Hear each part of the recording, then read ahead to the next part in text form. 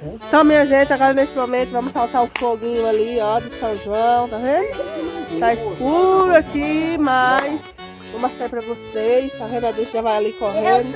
O João Miguel tá ali. Ó o fogo de São João. Então vamos soltar aí o fogo. É uma cultura muito antiga, né? E a gente aqui também faz parte.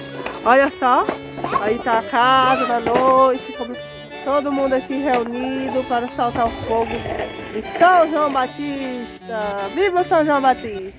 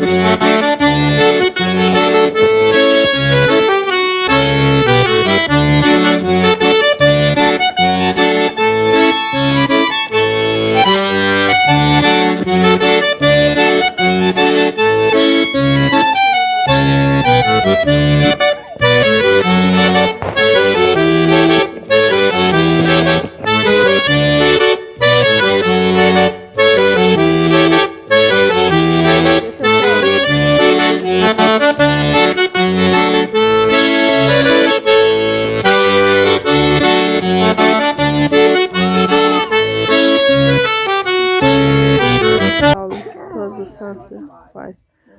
Eu sou João Batista, muitos anos de vida, saúde, força e paz.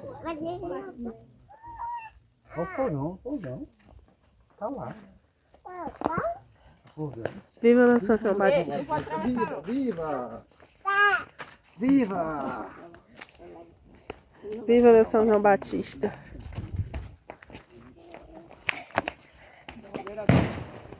Eu tô em primeiro.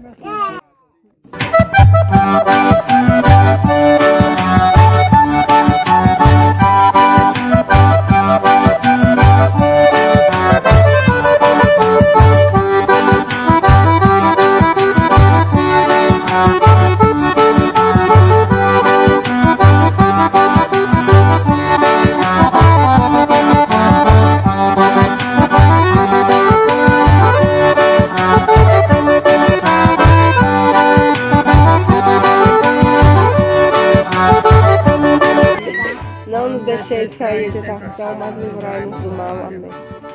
Ave Maria, cheia de graça, o Senhor é convosco. Bendita sois vós entre as mulheres, e bendito é o fruto do vosso ventre, Jesus. Santa Maria, Mãe de Deus, rogai por nós, pecadores, agora e na hora da nossa morte. Amém. Estava aqui reunida em nome do Pai, do Filho e do Espírito Santo. Pai, Filho e Espírito Santo. Amém. Gostamos de louvar, Senhor.